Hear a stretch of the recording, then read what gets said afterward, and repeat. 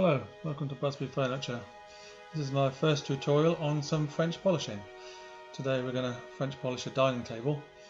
It's a Georgian mahogany dining table. It's already been prepared with the sanding and the staining, so it's all ready for polishing. Had its first sealing coats and now it's ready for some bodying up. So we're going to go through first processes of French polishing the dining table. Okay, so here you can see the dining table. One half here, the other half over here. First of all, I'm going to prepare the top, get it nice and smooth. This is the sealing coat that was put on a few days ago. It's all dried nice and hard. So I'm going to be using a fine paper, 320 grit. You can see that. And just with a soft foam pad. This is called silicon carbide paper. It's got like a powder lubricant built in. It doesn't scratch the surface so well. So I'm just going to smooth the surface, take off any lumps, ready for the polishing.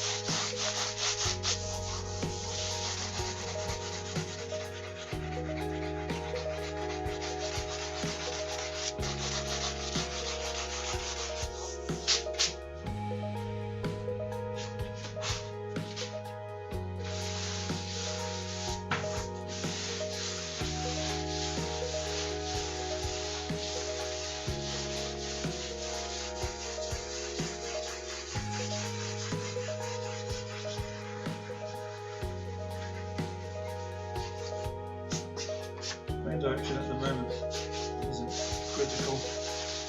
Sideways, up and down, not necessarily directly across isn't the best idea. It doesn't actually do that much harm at this stage because we're just very light sanding.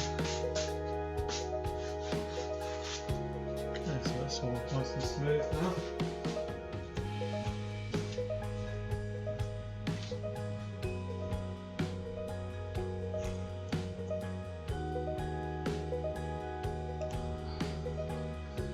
Next I'm going to be using one of these sort of foamy type pads that actually come from car body repair places. So they do a really nice job of just preparing the surface and getting it nice and smooth and clean, ready for when we're polishing. The last bits off.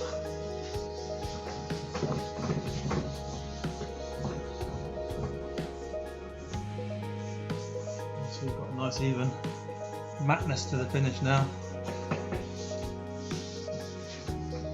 Taking care around the edges. Always a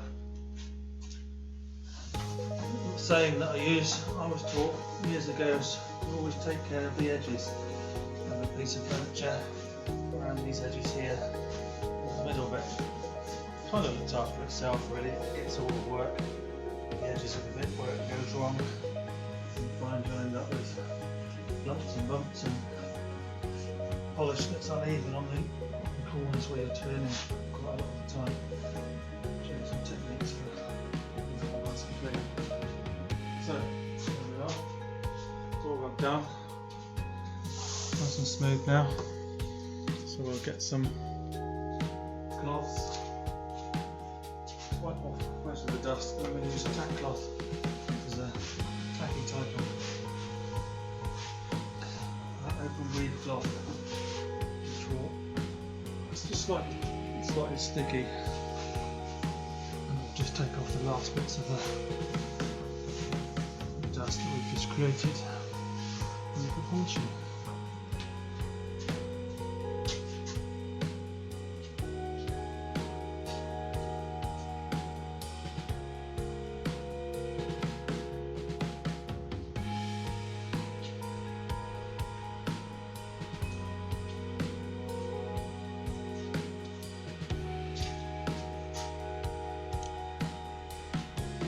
Okay, so we've got a new cat cloth coming in a sealed bag.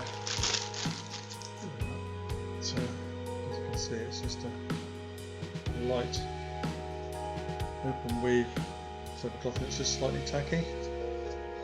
So I'll just take off the last bits of the dust that we just created.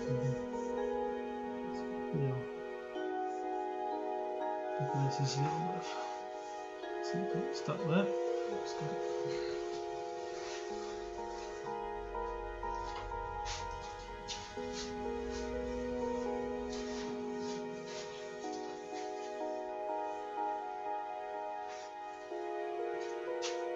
Okay. Our dust free enough surface, and then I'll start applying some polish.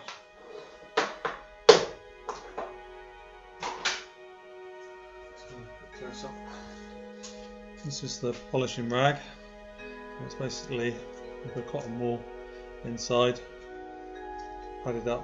You can see here, I'll show you how to make one of those in future videos. And then it's wrapped in a tight cotton cloth. You have to keep that nice and tight when you're polishing, so it gives a nice smooth surface for the polish to come out through there. You can just see it coming out there onto the glove, making the glove shiny.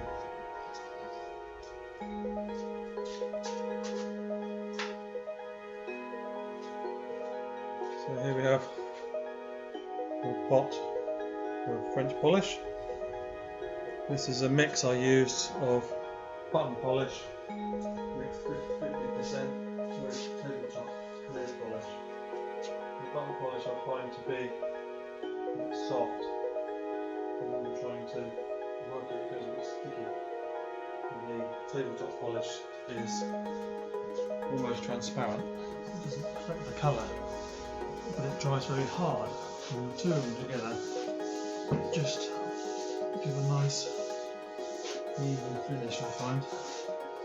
So I'm just going to start with the final dust with that very, very light quick go over with polish rag and rubber. Just pulling straight across all the time. You see the shine starting to come up straight away. And I've made it nice and smooth. And just going across the surface, straight lines, just with a quick whip round on the ends, taking the pressure off as you get to the corners. And then just go straight across. That's all in a minute so you can see what's happening. Actually just starting off by going straight across, like an S formation, backwards and forwards, so I've covered the whole top. Doesn't matter about going over where I've been before. It's a very, very fine layer that we're putting on. It dries almost instantly at this stage anyway. Every time I've gone over 4 or 5 times, I've covered all the bits I missed on previous passes. And don't worry about trying to cover every single part of the table on every single pass. So just put some more polish on the rag. You can just see it just starting to soak in there. Just a little dip in there. The most important thing is not to put too much polish on. Start putting a lot of polish onto your rubber and start forcing it out too early. You'll just end up with a sticky mess. The idea is that it's drying as you're doing it, and the polish in the rubber isn't too great, so that when you can put a bit more pressure down onto the top to get the polish to come out through the cloth on the face of the rubber, you've got to force it down into the grain and start filling the grain a bit quicker. So we'll start doing that with some figures of 8, some circles, different patterns to try and get it into the grain. So I'm just going to start some wide figures of 8 now, and around the sides and the corners, nice and fast, not stopping at all. You don't want to be stopping with the rubber in contact. It's the surface. That's when you end up with lumps and bumps and uneven edges. Like I said earlier, taking care of your corners and your edges and your sides. The same thing really. You don't want to be coming to here and stopping on the table. You can actually see that. You don't want to be stopping anywhere near with the rubber in contact. You don't want to be starting, don't put it down onto the top and then start moving. You always start moving and you come onto the surface. You're going to come on like this, because in straight lines, the kind of very finishing that you'd be doing in straight lines. Always come on with a movement. Never start and stop on the surface. You've got the lumps. So, I showed you earlier. Here's the polish. All I'm doing is just touching the surface in. That's all I want on there. Don't want any more than that at the moment. And just make sure the pad's nice and tight. Just push any wet polish back down into the cloth, and then we've got our rubber ready to go. So we carry on with some wide figures of 8.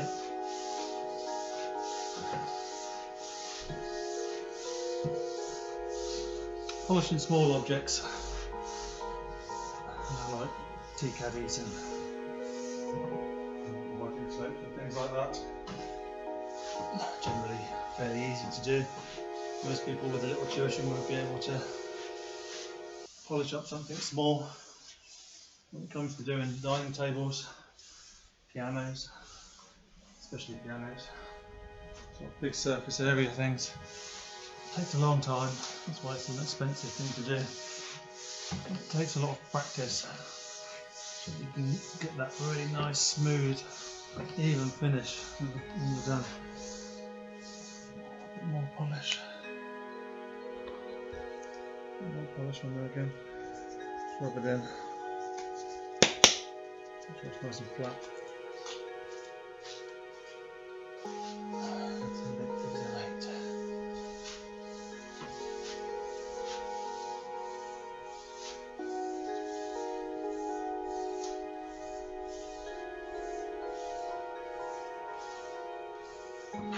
Okay, now the polish is fairly well out of the rag. You can see here, if I push it, nothing really coming out. It is coming out, as you can see it on the glove.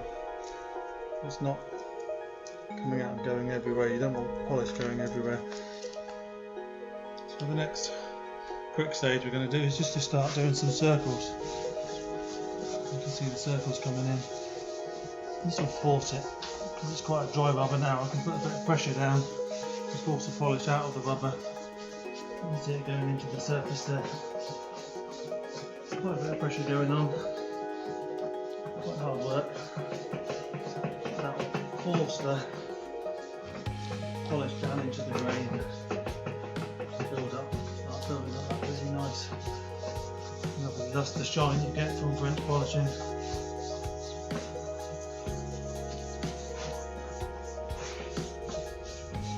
You get asked what's the difference between French polish and a lacquer. In the way that it looks, how can you tell the difference? The main difference is obviously how it's put on. It's a lot longer doing French polishing. The French polish is being forced down into the grain. So it's an internal finish within the wood almost. When it gets built up, it's just kind of being pushed into the grain. Whereas a lacquer is a heavy, thick finish that is just applied to the top of the grain. It just basically fills it all up. That's how it looks so different, because this doesn't build up to it can do if you keep going, to a big, thick finish. Even when you're doing pianos, when you finish the piano finish and you've filled the grain completely, you've still got that soft sort of glow about it, rather than that heavy shine you get from a lacquer.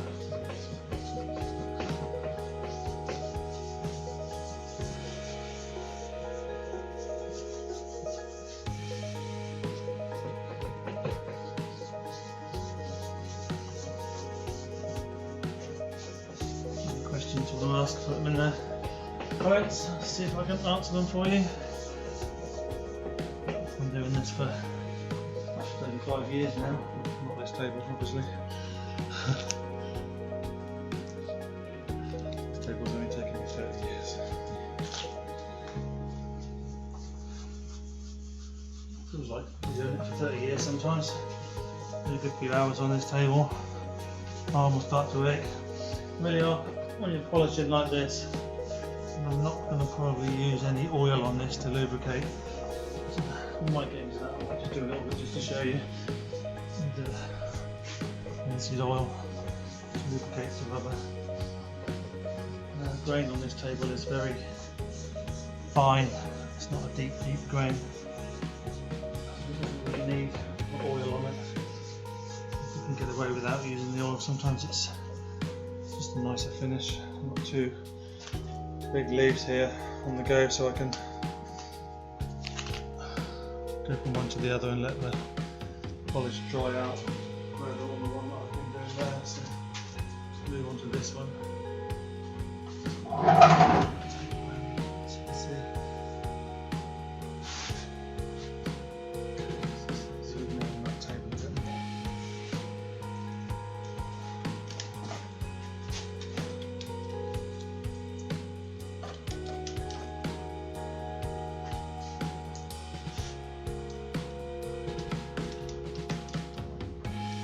Slight angle here so that you can actually see half of it, see what's going on. Zoom in on this one. Just going to carry on with the surface what we're doing on the other leaf. Be doing the same obviously when they're done.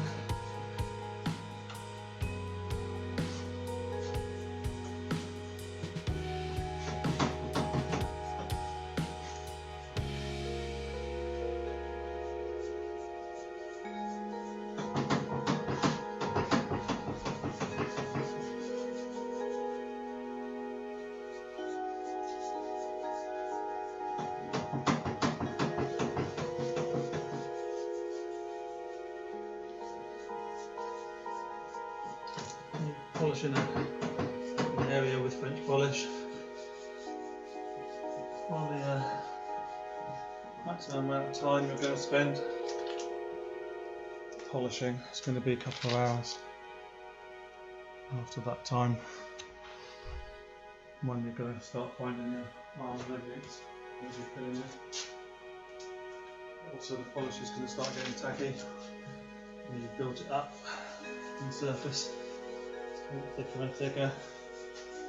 You see it's going to take longer and longer to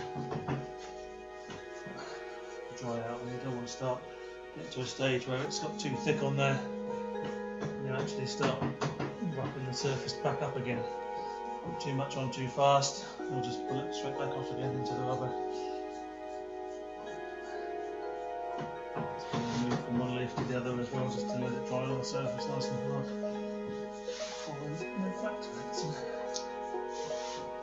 So that's a circling technique, as you can see there. Another common technique used to fill the grain up, which is basically what we're doing now. So figure eight. So do a quick figure eight like this. And it's a flick of the elbow. Watch my elbow flick underneath me. Pulls my arm around.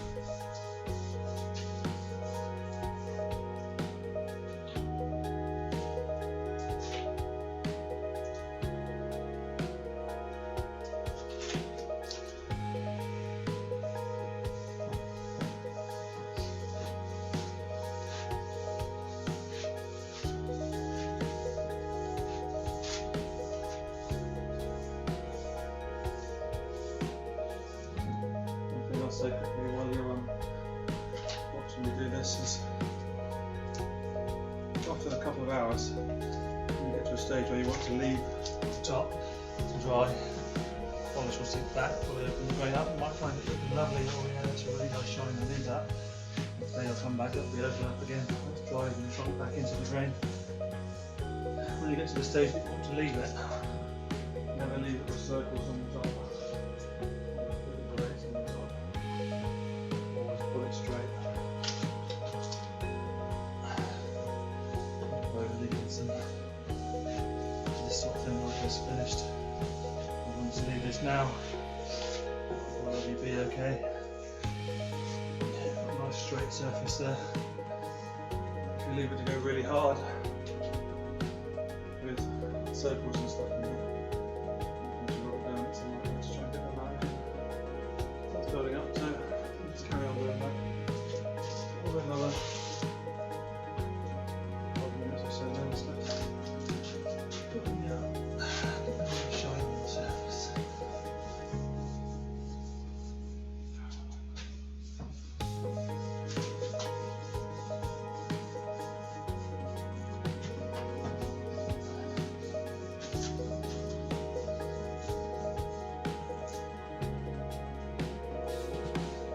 Yes.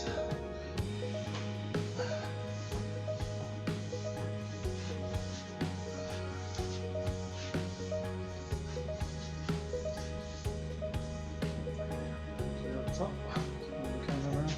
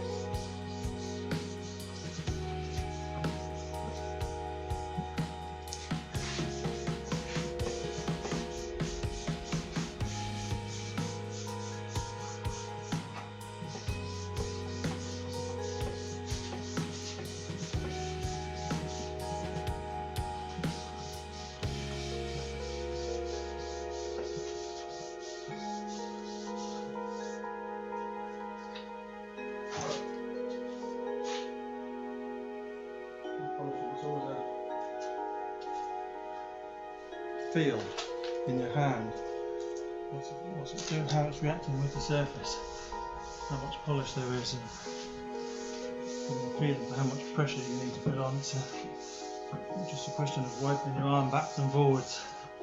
No matter in circles, it's all about the pressure and the speed. You go depending on what sort of finish you're going to end up with. As you feel it, on those circles, it feels.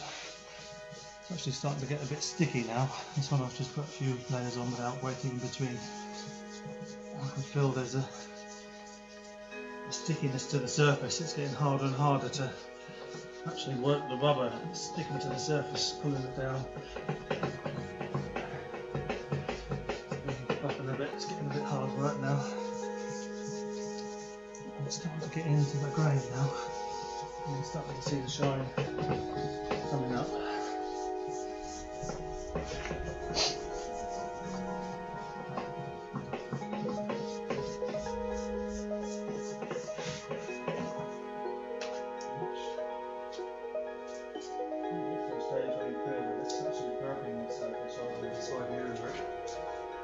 You either need to come away from the top, move to the other one.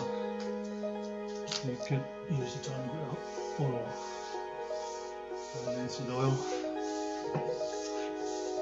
just to lubricate the rubber. Same as any other oil really. When you're using something that rubs against something else, it just adds a little bit of lubrication. Oil Works quite nicely.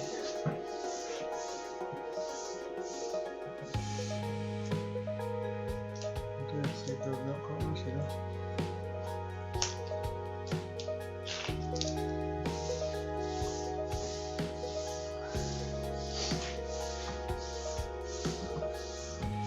Normally I'd be doing this another half an hour or so, waiting between, switching between the two.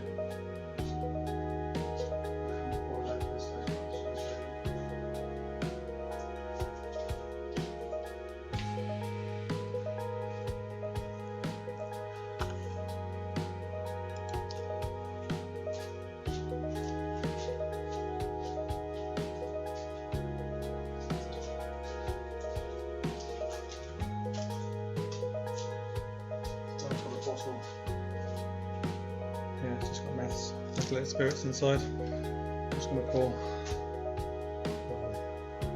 some into the rag, into the rubber, push it down in there. Several things it's doing now. It's obviously diluting the polish that's in the rubber. It's also cleaning the surface of this rubber, so now it's all nice and soft again. The polish will build up and start to dry on the surface of the rubber, so every now and again just clean it with a bit of mess. All of a sudden it feels a lot more smooth again on the surface. Obviously have a few minutes just to dry off there. But I can start to put quite a lot of pressure onto the surface now. Just doing some light figures of 8 almost, very, very slight, almost straight. Figures of 8 allow me to turn at the edges quickly. Just a little flick round with the wrist. So the wrist is just turning, probably turning that much. You see that going there, so when I come to the side here, it just flicks. Gives me that little bit of speed as I come around that corner, and as I get to the other side, again a flick in that direction. Gives you the speed on the corners. I need to start again, so I'm going to be moving as I come onto the surface. Flick on the corners, nice and fast, stops the polish from sitting on the edges or having circle grooves.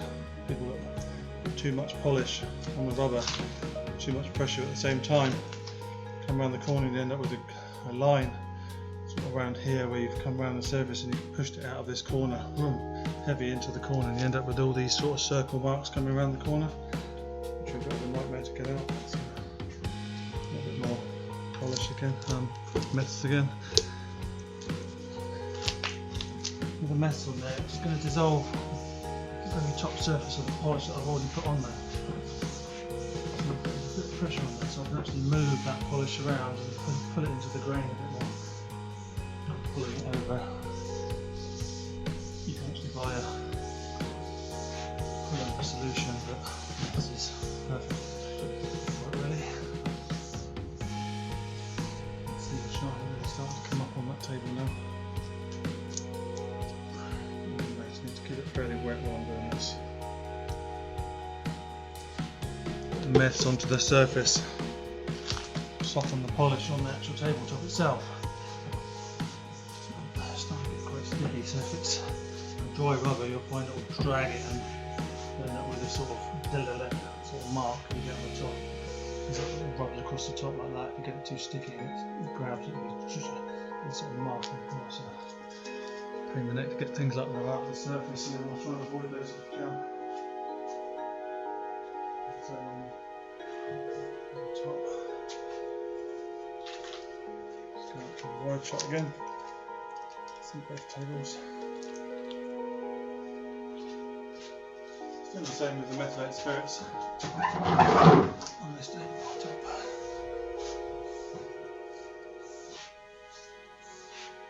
And so again, the changing from one top to the other allows the other one to dry off slightly. And come back to it, it'll be a nice solid finish again.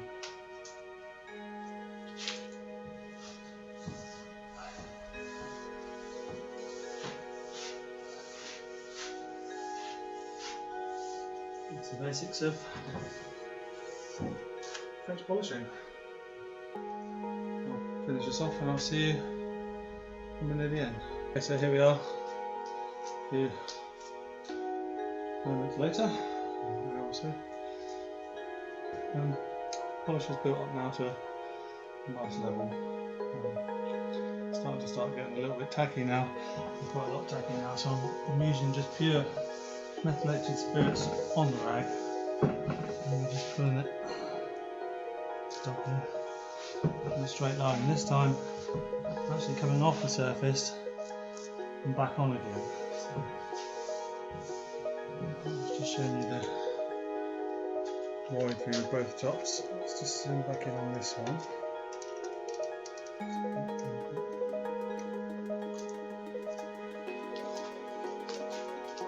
So instead of doing a circle movement on the edges now, I'm actually coming beyond the edge and coming on with a soft stroke like that. Back off the other side, back on, all the way across, back on with a movement. So I'm not getting any circles this time. Just get a nice finish there. Okay, so here we are on the final stages. Top's just been lightly sanded down with like 1000 grit, just to denib, get rid of any specks of dust or anything that are left on the surface.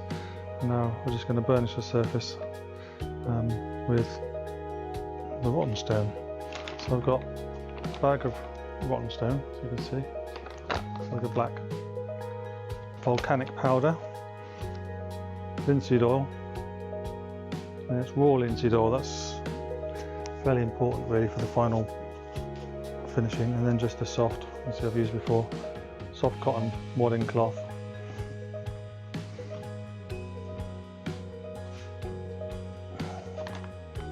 So what I'm going to do is just sprinkle the rotten stone over the surface. Not too much.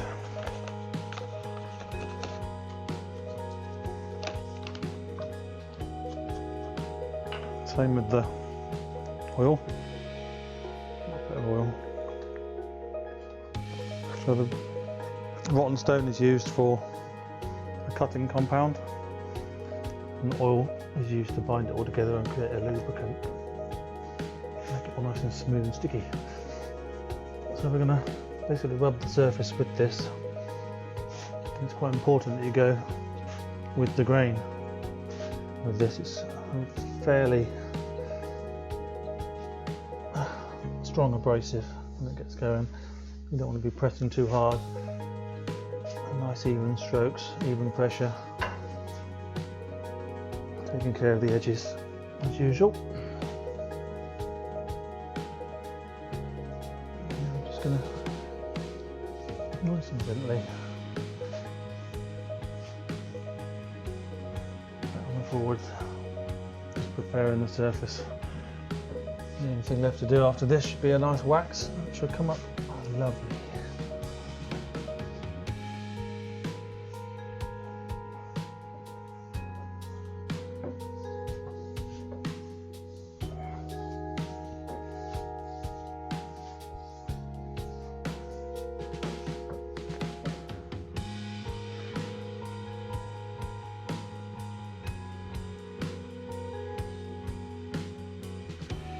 On the tabletop.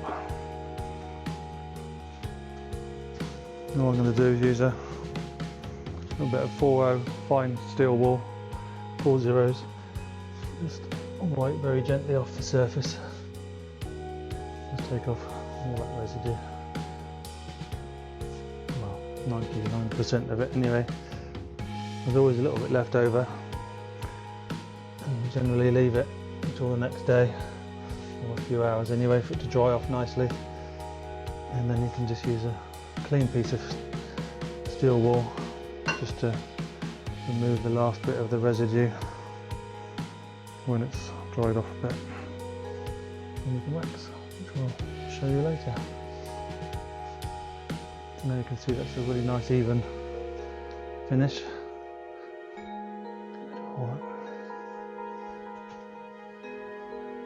There's actually no pressure on there at all. I'm just taking off the surface oil, so Sorry, I'm not going straight lines when I said so. Pressing that lightly, I'm not scoring or doing any damage. I'm making any marks on it, so literally just the weight of my hand, less than that really. Just moving the oil. There you go.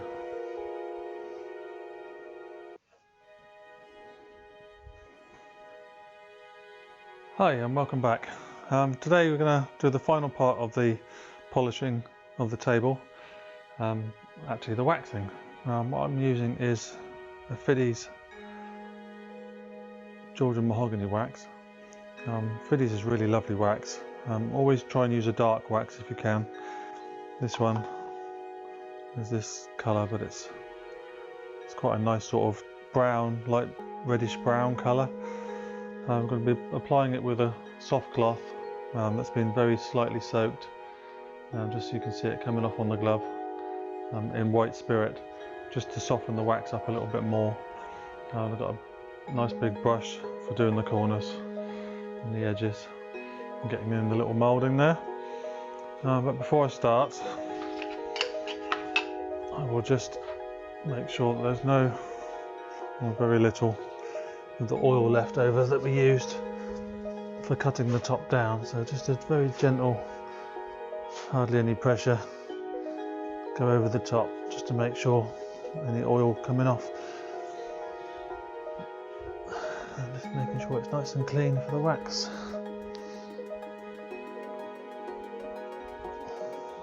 So I'm going to use the brush first and just go around the edges, getting the wax in the corners and the mouldings. Don't want to be using too much wax, just needs a light coat.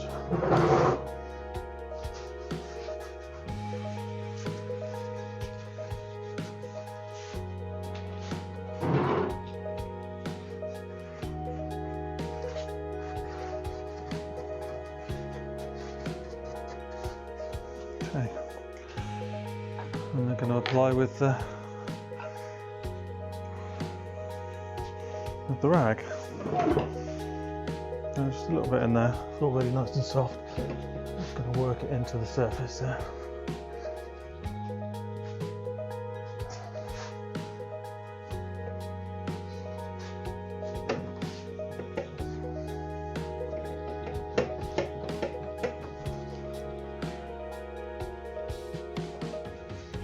Most important with the wax is to get a nice even coat.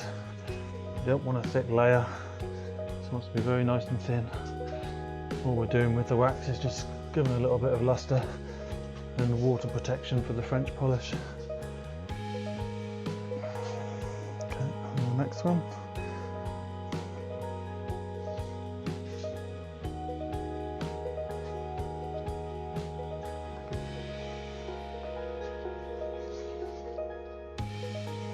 And once I put this on, I'm just going to then leave it for probably about 20 minutes on the surface just to dry off.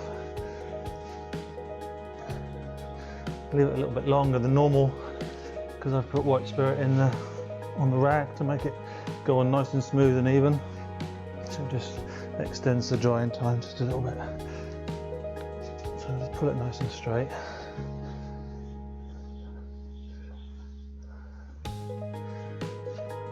Okay, I'll see you back here in about 20 minutes. Okay, so it's been about 20 minutes.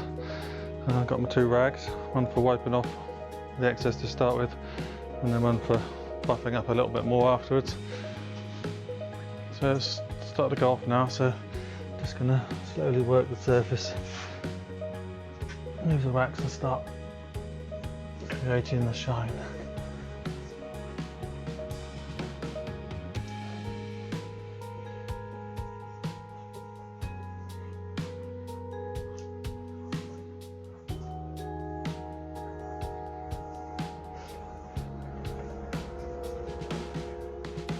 It's starting to come up there quite nicely.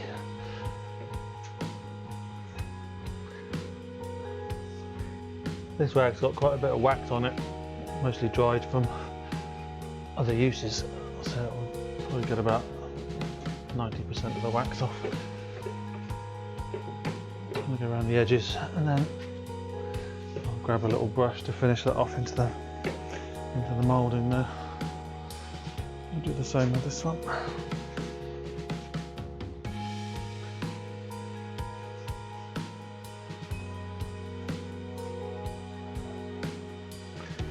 Worst thing you can do for antique furniture is to over wax them. Dining table like this gets regularly used, probably needs waxing once every 6 months. General furniture, it's in the house, you know, your chest of drawers, sideboards, those sort of things, card tables, once a year really, that's all it needs waxing. As it gets used regularly, you know, a lot, then maybe twice a year, 3 times a year on a dining table that gets a lot of use without protection really. You should always protect a French polished table. Very, very susceptible to any sort of heat or water. So the wax is there basically to give you a little bit of protection from the water really. The hot water will just go straight through. Okay, so that's looking quite good. On to the next rag, a bit cleaner, and then a very clean one to bath and finish. So.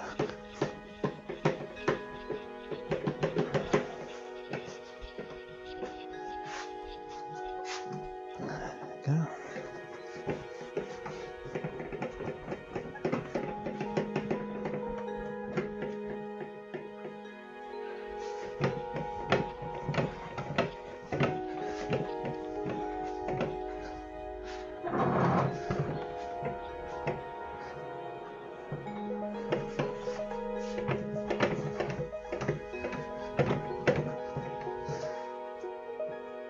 If you've got antique furniture in the house and you want to wax it, I always recommend giving it a very, very light clean before you wax. If it hasn't been done for a long time, just with your 4-0 steel wool, you just very gently go over the surface. That'll take off some of the dirt before you wax. The old wax, you want to get the old wax off. If you just keep building wax on top of wax all the time, you'll end up with probably quite a nice shine, but it will just mark constantly all the time. It will smear all the time. And you just won't be able to get the smears out. You'll just keep wiping it and the smears will come. And they'll just keep going and you'll be, oh, I can't get rid of these damn smears. It's just because you've got too much wax on there really. So get some steel wool, clean it back, wax it again, and it should be lovely. There we go. Lovely, shiny, beautiful table again.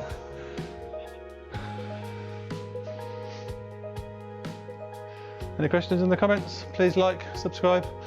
More tutorials coming. Got anything you want to see, particularly for antique restoration or cabinet making? We're going to be going through quite a lot of stuff. So, thank you for watching. I'll see you next time.